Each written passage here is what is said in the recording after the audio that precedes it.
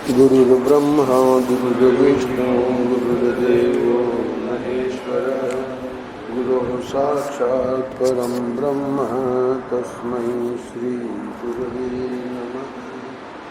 नारायण नारायण नारायण।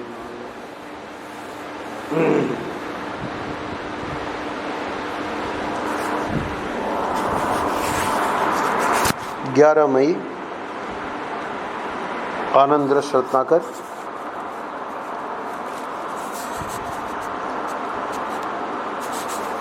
आज के पृष्ठ का शीर्षक है प्रतीक्षा करो और आशा रखो। आज का पृष्ठ लिया गया है परम पूज्य महाराज श्री के जो बंबई में प्रवचन हुए थे, उद्धव ब्रज गमन।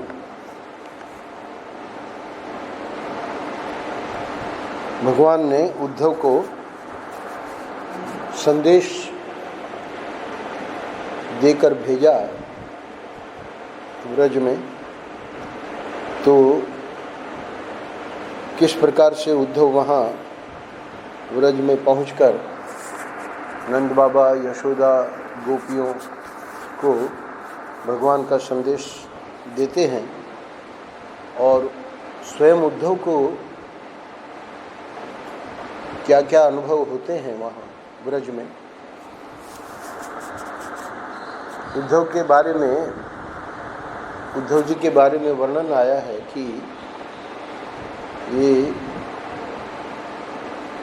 भगवान के पूर्ण विश्वास पात्र थे। भगवान इनसे कोई बात नहीं छिपाते और इनकी भी भक्ति भगवान के प्रति अद्भुत थी। इनका प्रेम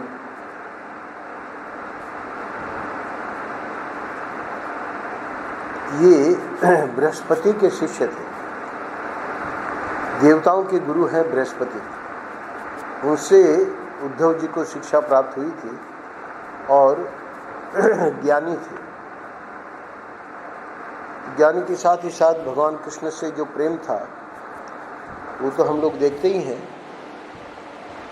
पर ब्रज में भगवान ने जो इनको संदेश दे के भेजा उसमें एक रहस्य ये भी था कि जैसी भक्ति होनी चाहिए, यानी जैसी गोपियों की भक्ति, नंद बाबा और यशोदा की भक्ति का अर्थ है प्रेम। तो जैसा प्रेम ये ब्रज के लोगों में था, ब्रजवासियों में था, भगवान के श्री चरणों में, भगवान चाहते थे कि उद्धव उसको देखे और इसको समझे कि वो जो अपने ज्ञानी बने का उसको अभिमान है। यहाँ पर भी एक बात ये ध्यान देने की है कि भगवान ने अंतिम समय में जब उन्होंने निश्चय कर लिया कि अब मैं ये लीला हमारी पूरी हो चुकी है और मैं वैकुंठ को लौट जाऊंगा, तो उस समय उद्धव को जब उनका ये निश्चय पता लगा तो श्रीमद् भागवत महापुराण में एकादश स्कंद में वहाँ ये प्रसंग आया है कि भगवान के पास उद्धव जी गए और उन्होंने स्पष्ट कहा कि मैं आपके बिना यहाँ नहीं रह पाऊँगा, मैं भी आपके साथ ही वैकुंठ के लिए प्रस्थान करना चाहता हूँ। पर भगवान को उद्धव से बहुत बड़ा काम लेना था, तो इसलिए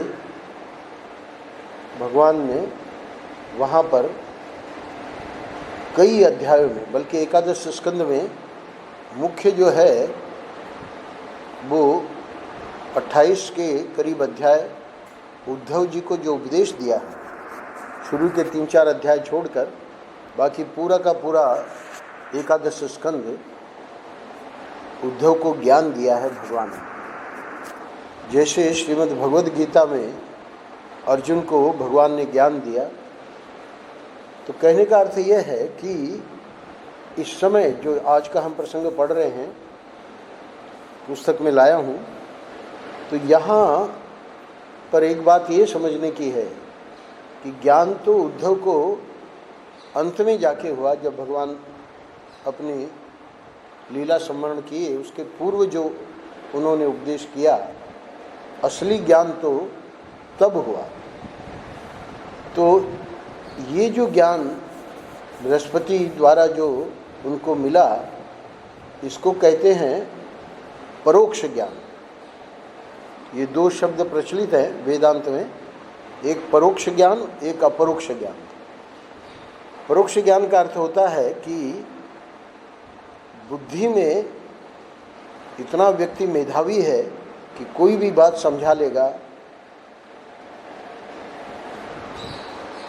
ज्ञान की बहुत गहरी से गहरी बात को स्वयं भी समझ लेगा, पर अनुभव यानी वो जो ज्ञान है, उस ज्ञान में जो ये कहा जाता है कि तत्त्वमसि, तुम ही परमात्मा हो, तो मैं परमात्मा हूँ, ये जब तक सम्यक बोध, थोड़े पारिभाषिक शब्द हैं, सम्यक बोध का अर्थ है बिना संशय बिना विपर्य के ये ज्ञान होना कि वो परमात्मा मैं ही हूँ। मैं ही का मतलब ये शरीर नहीं, वो जो आत्मा है, वेदांत बताता है कि वो ही परमात्मा है। यानी शरीर से पूर्ण वैराग्य, शरीर मन बुद्धि चित्त अहंकार जितना ये सब दिखता है, उससे पूर्ण वैराग्य और उसमें निष्ठा कि वो मेरा स्वरूप है, उसको कहेंगे अपरोक्ष ज्ञान। तो ये परोक्ष ज्ञानी थे। अपरोक्ष ज्ञान तो इनको फिर भगवान ने जब एकादश स्कंद में अपने लीला स्मरण के पूर्व जो उपदेश दिया है, वहाँ जाके उद्धव जी को ज्ञान हुआ, अपरोक्ष ज्ञान। तो ये जो परोक्ष ज्ञानी उद्धव, कभी कभी मथुरा में जब भगवान अपने प्रेमियों का स्मरण करके अश्रुपात होता था उनको, उद्धव जी को बड़ा आश्चर्य होता था कि इस प्रकार भगवान जो है, अरे भाई ये तो चाहते तो उनको अपने प्रेमियों को ज्ञान दे देते, है ना। ये सोच रहे हैं कि वो मेरे विरह में इतने दुखी हैं और उस दुख को स्मरण करके स्वयं अश्रुपात कर रहे हैं। तो कभी कभी उद्धव जी उल्हाना भी देते थे भगवान को कि आप जब वहाँ इतना रहे ब्रज में, तो कम से कम गोपियों को, नंद बाबा को, यशोदा को ज्ञान दे देते। इस प्रकार से आप भी रोते हैं और वो विरह में रो रही हैं, इसकी आवश्यकता ही कहाँ है।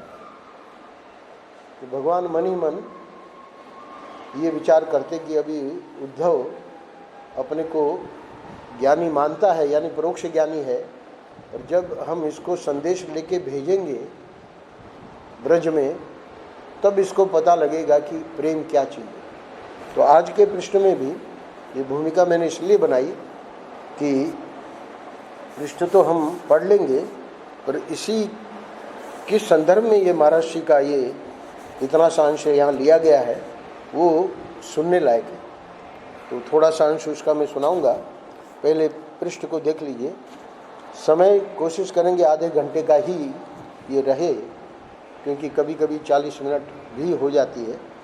तो आधे घंटे की सीमा रखना, 4-5 मिनट आगे पीछे कोई बात नहीं, पर नहीं, कहने का मतलब समय का बड़ा आदर होना चाहिए। तो उसमें यानी उतने ही समय में आपको दे दिया जाएगा जो हम लाए हैं। प्रतीक्षा करो और आशा रखो। शुरू में बता रहे हैं कि इसके लिए थोड़ी तपस्या की ज़रूरत है, क्योंकि हमारे में धैर्य नहीं है। तो यहाँ धैर्य की बहुत आवश्यकता है अध्यात्म में। मैंने एक बार उड़िया बाबा जी महाराज से पूछा कि सिद्धि क्या चीज़ है, तो वे बोले बर्दाश्त करो, यही सिद्धि है। तो प्रकरण लंबा है, पर आगे आवेगा इसी आनंद रस रत्नाकर में। यहाँ पर महाराज जी को ये बताना है कि कोई भी चीज़ मीठी तभी होती है जब आंच पर पका ली जाती है या गर्मी में पका ली जाती है। गर्मी में आप देखोगे नींबू जैसी चीज़ जो ऐसे आप नींबू का छिलका खाओ तो कैसे खाओगे, परंतु वो गर्मी में और उसमें नमक में डाल के, तो वो भी गर्मी है नमक की, उसमें पक जाता है तो वो छिलका भी खाने लायक हो जाता है। अचार तो या तो आंच पर पका लो, यहाँ बैठी है उषा और कीर्ति, तो आंच पर पकाने से मीठी हो जाती है। ये तो हो गया दृष्टांत। अच्छा, जो चीज़ आंच सहने से इनकार करती है, कहती है कि आग पर नहीं चढ़ूंगी, वह पकेगी कैसे, मीठी कैसे बनेगी? यानी हम लोग जब कहते हैं कि भाई इसमें तो तपस्या है, इसमें तो जल्दी उठो, सुबह भगवान का भजन करो, पाठ करो, है ना, सुंदरकांड का पाठ करो, हम कहते हैं तरुण को भाई 1 महीना ही क्यों, सुंदरकांड का पाठ पूरे 12 महीने क्यों नहीं, है ना। इसका बड़ा महात्म्य है। वो तो ठीक है, वो भी अच्छी बात है, 1 महीना अपना जो है नियम ले लिया, पर प्रतिदिन होना चाहिए। तो कहने का अर्थ यह है कि जो चीज़ आँच सहने से इनकार करती है, कहती है कि आग पर नहीं चढ़ूंगी, तो उसमें मिठास नहीं आवेगा। अगर तुम अपने दिल को मीठा बनाना चाहते हो तो उसे तपने दो, पकने दो, डरो मत, है ना। तो ये जो पकना और तपना है, कल्पना करो कि भाई यहाँ हम सेवा कर रहे हैं, सेवा का ये अपना जो भी कर्तव्य है कर्मचारी के रूप में भी, तो अब उसमें लगता है कि भाई यहाँ तो बड़ा बवाल है, यानी यहाँ बवाल है नहीं, पर एक धारणा बन जाती है व्यक्ति की, है ना। हमारे शुक्ला जी को क्या तकलीफ थी, पर उनकी धारणा बन गई। यानी आप कल्पना करिए कि पति पत्नी को 5-5 हज़ार रुपया मिल रहा है और वो व्यक्ति जाके उसका आधा भी नहीं, 2100 में अपना तो इस प्रकार का मन बना लिए। तो पकने में व्यक्ति का होगा क्या? यहाँ शर्मा जी ने इतना ट्रेंड कर दिया उनको, जो भोजन वो पहले बनाते थे, है ना, स्वयं शर्मा जी कहते थे कि इतना सीख गए। तो कहने का अर्थ ये है कि अगर तुम अपने दिल को मीठा बनाना चाहते हो तो उसे तपने दो, पकने दो, डरो मत, है ना। तो उसके लिए थोड़ा धैर्य आवश्यक है। श्री वल्लभाचार्य महाराज तथा श्री रामानुजाचार्य महाराज कहते हैं कि जब मनुष्य के जीवन में ताप आता है तब वह रसायन बनता है। एक ताप का दृष्टांत दिया, दूसरा समुद्र मंथन हुआ, तो समुद्र मंथन का आगे दृष्टांत दे रहे हैं। मंथन में पहले विष निकला, बाद में अमृत निकला, तो वहाँ पर भी धैर्य चाहिए। जब तक मंथन न होगा तब तक हृदय में अमृत कैसे प्रकट होगा? तो अमृत तो अंत में जाके प्रकट हुआ ना। तो जब तक विष की ज्वाला निकल न जाए, मुख्य बात यही है। शुरू में जो भी हम कार्य करते हैं, कहीं भी जाके, है ना, हमारे कमल जी आनंद भवन में या कहाँ रहे, उसके बाद यहाँ आए, है ना, तो शुरू में हमेशा ऐसा ही लगता है कि भाई वहाँ बहुत अच्छा था, है ना, यहाँ हम नहीं निभा पाएंगे। तो ये क्या है? ये विष है। तो ये विष की ज्वाला जब निकल जाती है ना, दिल में उफान आता ही है शुरू में, तो वो जब निकल जाता है उसके बाद शीतलता का अनुभव होता है। अगर व्यक्ति धैर्य नहीं रखेगा तो जैसे ही विष निकला फिर वो स्थान छोड़ दिया, दूसरी जगह चला गया, है ना। फिर वहाँ पर कोई ऐसा थोड़ी है कि अपना ही मन हम लेके जाते हैं। कल हमने सुनाया, जहाँ भी हम जाएंगे अपने ही मन को लेके जाएंगे। तो जब ये पूरा का पूरा अध्यात्म जो है वो अपने मन को ठीक करने का है। इसीलिए उड़िया बाबा जी ने शुरू में कहा, महाराज ने उस बात को कहा कि बाबा को हमने पूछा कि सिद्धि क्या है, तो बर्दाश्त करना ही सिद्धि है, यानी सहन करना ही सिद्धि है। तो अंत में, दूसरे पैराग्राफ के अंत में महर्षि कह रहे हैं कि जो दुख सहने के लिए तैयार होता है उसी को सुख शांति प्राप्त होती है। हमारे गर्ग जी को देखो, कितने वर्षों से, है ना, एक स्थान में काम कर रहे हैं, कोई सामान्य बात नहीं है ना। तो जो दुख सहने के लिए तैयार होता है उसी को सुख शांति प्राप्त होती है। आज राजेंद्र का पूर्ण विश्वास है ना, कोई भी कार्य है तो उनको पता है, आँख मीच के इनको कह सकते हैं। 2-3 दिन पहले आया था, एक भैया जी वहाँ बम्बई में काम कर रहे थे। अब वो, उनका तो कोई दोष नहीं था, पर वो 10,000 रुपये गड़बड़ा गए, कहीं से कुछ हो ही गया। लोग गड़बड़ करने वाले बहुत होते हैं। और सेठ ने क्या किया, सेठ ने 150 रुपये प्रति माह काटना शुरू कर दिया उनके वेतन से। अब वो भैया जी तो बहुत धार्मिक थे, पर अब चूँकि उनके द्वारा जो भी प्रमाद हुआ या जो भी हुआ, यानी 5-5 लाख रुपया सेठ दे देता था और कोई कुछ गड़बड़ नहीं होती थी। तो आप लोग वो प्रसंग सुन चुके हैं। हनुमान प्रसाद जी पोदार और सेठ जी के मित्र थे, वहाँ बम्बई आए हुए थे, और उनकी इस घटना का पता लगा कि 150 रुपया उस, बड़ा धार्मिक था वो व्यक्ति। तो एक प्रश्न पूछा सेठ को कि तुम्हारी दृष्टि में ये ईमानदार है या बेईमान है? सेठ ने स्पष्ट कहा कि ये ईमानदार है। तब भाई जी ने उस सेठ की बुद्धि में ये बात डाली कि देखो सुनो, अगर ये ईमानदार है ना, तो फिर ये काटना तुम्हारा 150 रुपया वो ठीक नहीं। अगर ये बेईमान है तो फिर इसको यहाँ गद्दी पे रखना, गद्दी का मतलब कार्यालय में रखना उचित नहीं। निर्णय करो। सेठ जी को बहुत मानता था, भाई जी को, हनुमान प्रसाद जी पोद्दार को बहुत मानता था वो। उसने निर्णय लिया कि जितना अब तक हमने काटा है उसको लौटा देंगे, और इस प्रकार से वो ईमानदार है।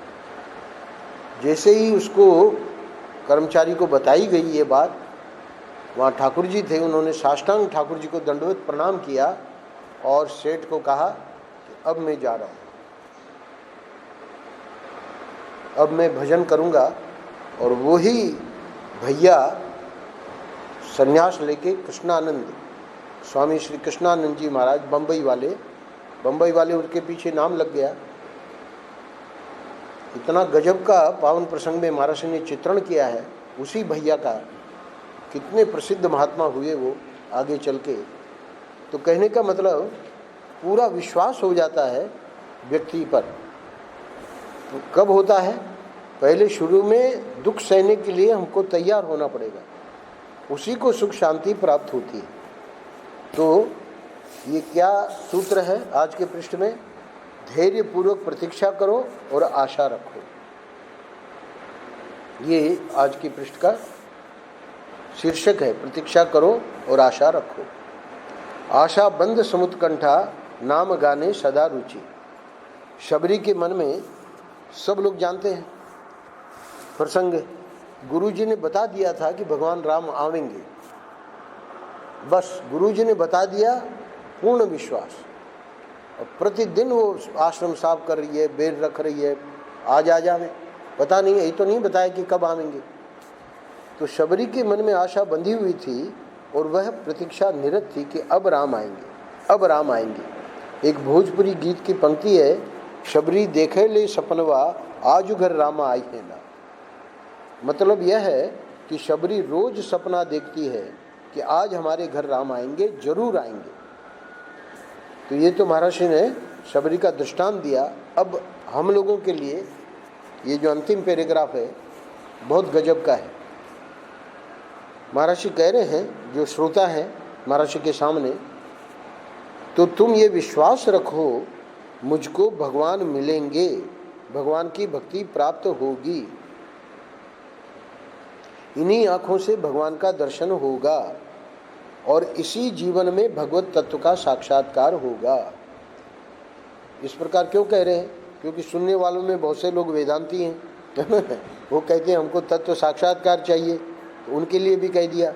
बहुत से भक्त हैं सुनने वालों में, वो कहते हैं हमको इन्हीं आंखों से भगवान का दर्शन चाहिए। तो जितने श्रोता हैं, है ना, उनको उनके अनुसार जो वो चाहते हैं वो उनको अवश्य प्राप्त होगा। अच्छा, अब प्रश्न ये उठा कि महाराज लग तो नहीं रहा है कि होगा, तो उसमें कारण बता रहे हैं। तुम्हारे अंदर जो कमजोरियां हैं उन्हीं के कारण निराशा होती है,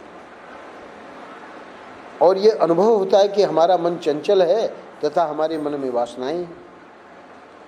भाई आखिर में जो बैठे हैं श्रोता, तो ये जैसे शबरी का विश्वास है और जैसे महाराज श्री हम लोगों को अपने इस प्रवचन में विश्वास दिला रहे हैं, वो विश्वास हमारा क्यों नहीं बनता, उसमें कारण बता रहे हैं। एक तो मन की कमजोरी, दूसरा भाई हमारा मन इतना चंचल है, अभी भी विषयों में हमारी आसक्ति है ना। वासनाओं का मतलब वासनाएं यही है, संसार की वासनाएं। तो महाराज श्री अब सामान्य व्यक्ति के लिए बता रहे हैं कि माना हम स्वीकार करते हैं कि तुम्हारे मन में वासनाएं हैं, पर तुम सत्संग भी तो कर रहे हो भाई, तुम्हारे मन में ये भी तो है कि हमको भगवान का दर्शन चाहिए। वेदांती लोग ये भी तो चाह रहे हैं कि हमको तत्व साक्षात्कार चाहिए। सिर्फ व्यक्ति चाहे और करे कुछ नहीं, है ना, तब तो महाराज जी ये बात नहीं कह सकते। पर देखते हैं वो जो सामने बैठे हैं कितने वर्षों से सत्संग कर रहे हैं, है ना, तो इसलिए महाराज जी को कहना पड़ रहा है कि माना कि तुम्हारे मन में वासनाएं हैं, है ना, पर एक ऐसी शक्ति है ये जो ठाकुर जी हैं, वो तो एक क्षण में सब वासनाओं को दूर कर सकते हैं। तो इसलिए कह रहे हैं लेकिन प्रतीक्षा करो, वह समय शीघ्र आने वाला है जब वासनाओं का अशांति का अंधड़ और तूफान शांत हो जाएगा। क्योंकि व्यक्ति को लगता है कि हमारे किए तो कुछ होगा नहीं, हम तो इतना संकल्प करते हैं, इतना निश्चय करते हैं, इतना नियम बनाते हैं और वो फिर टूट जाता है। तो महाराज जी कह रहे हैं कि कोई बात नहीं, इसमें मन की कमजोरी को नहीं रखना है ना। वासनाएं हैं, हम इसको स्वीकार कर रहे हैं, परंतु सत्संग करते रहो, जो गुरु ने बताया है वो नियम करते रहो। और अब ये जो आखिरी 4-5 पंक्तियां हैं गजब की हैं। महाराज जी कहते हैं कि वह समय शीघ्र आने वाला है जब वासनाओं का अशांति का अंधड़ और तूफान शांत हो जाएगा। और भाई जितने यहाँ महापुरुष आए, रमणानंद जी और जिनका मैं नाम लेता हूँ बार बार, है ना, तो क्या उनको ऐसे झटके में हो गया क्या? कितना उन्होंने सत्संग की, कितना उन्होंने जप किया, कितना उन्होंने, अब हम कहने को तो कह देते हैं, दत्तावधू जी का नाम ले लेते हैं, और हम लोग कल्पना करें कि कितनी उन्होंने साधना की होगी, है ना। करोड़ों का जप उन्होंने किया है। ये जो महापुरुष यहाँ आके रह के गए, करोड़ों का, सामान्य महापुरुष नहीं है। तो अब जब उन्होंने इस प्रकार लगे रहे, तो महाराज जी कह रहे हैं कि हमको आपको भी लगे रहना है। वासनाएं हैं, हम लोग इसको स्वीकार करते हैं, मतलब महात्मा लोग इसको स्वीकार करते हैं कि हमारा अभी वासनाएं खत्म नहीं हुई हैं, पर आश्वासन दे रहे हैं क्योंकि हम लोग सत्संग कर रहे हैं, लगे हुए हैं, है ना। ओंकारेश्वर महादेव की स्तुति, यहाँ सुबह मंगला आरती, शाम को आरती, और अपना परिक्रमा, और जिसके जो जो नियम हैं पाठ के, क्या कह रहे हैं महाराज जी, विश्वास रखो और उस घड़ी की प्रतीक्षा करो जब तुम्हारे मन में न विकार होंगे, न वासना होगी और न चंचलता होगी। अरे चमत्कार हो गया। कैसे हुआ? यही ठाकुर जी की कृपा है ना। अब महाराज क्रोध आ ही नहीं रहा है। पहले बड़ा क्रोध आ जाता था, बड़ा उल्टा सुल्टा बक देते थे, अब कोशिश करें तब भी क्रोध नहीं आ रहा है। यही तो विकार हैं, काम है, क्रोध है, लोभ है, मोह है, मद है, मात्सर्य है। तो इसको हटाने का कितना प्रयत्न किया, कुछ नहीं हुआ।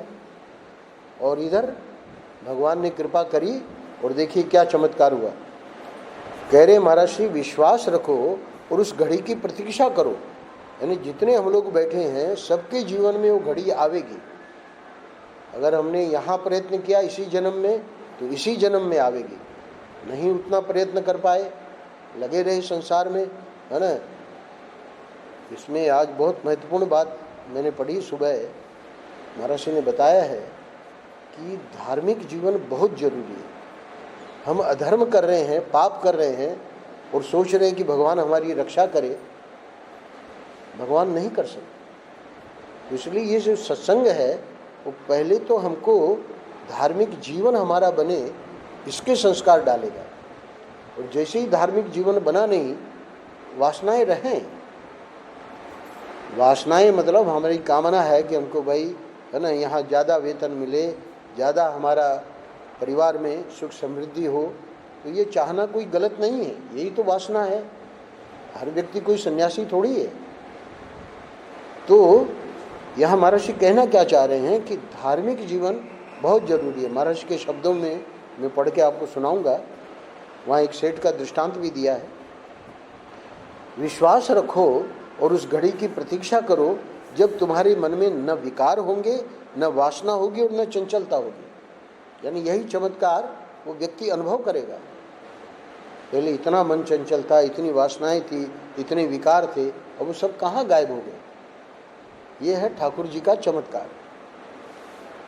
वह दिन दूर नहीं जब तुम्हारा मन मान सरोवर के समान स्वच्छ, शांत और निर्मल होगा तथा उसमें भगवान प्रकट होंगे। वह समय तुम्हारे जीवन में शीघ्र आने वाला, यानी सद्गुरु आश्वासन दे रहे हैं कि ये 100% पक्का है।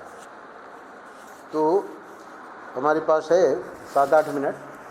तो महर्षि ने इस प्रसंग में बताया है कि उद्धव ब्रजगमन कि जिस प्रसंग में महर्षि ये बात बता रहे हैं, यानी जहाँ से ये पृष्ठ लिया गया है, तो वहाँ उद्धव जी नंद बाबा को और यशोदा जी को बता रहे हैं कि उद्धव जी ने देखा यदि इस समय हम ईश्वर की बात करेंगे, मतलब पहले तो ज्ञान के द्वारा, और ईश्वर जो है ना, उनका कितना बड़ा सामर्थ्य है। यानी जो आप जिनको अपना पुत्र मान रहे हैं और जिनके लिए आप दुखी हो रहे हैं, है ना, वो तो अनंत कोटि ब्रह्मांड के उत्पत्ति, स्थिति और पालन करने वाले हैं। अब नंद बाबा यशोदा को ये सब नहीं पता है ना, और ये सब बातें उनको पसंद भी नहीं है, नंद बाबा और यशोदा को। ये बात महर्षि ने बताई है कि वसुदेव और देवकी ने तो जब वो कान्हा जन्म हुआ जेल में, तो चतुर्भुज रूप देखा, उनको तो पता था कि ये भगवान है। और नंद बाबा यशोदा को ये नहीं पता था, उनका तो ये हमारा बेटा है यही पता था। इसीलिए ये अद्भुत लीला है भगवान की कि असली प्रेम तो इनको अपने माता पिता से नहीं मिला, नंद बाबा और यशोदा से मिला। तो इसलिए वो उद्धव जी विचार कर रहे हैं कि ईश्वर की बात कहने से तो काम नहीं चलेगा, तो फिर कहते हैं कि वो आवेंगे। तो आगमिष्यति ये जब कहा तो थोड़ा इनको धैर्य हुआ। तो उसी संदर्भ में महर्षि बता रहे हैं, जैसे आज महर्षि ने हम लोगों को आश्वासन दिया कि हमारे जीवन में भी वो जरूर जो हम चाह रहे हैं वो होगा।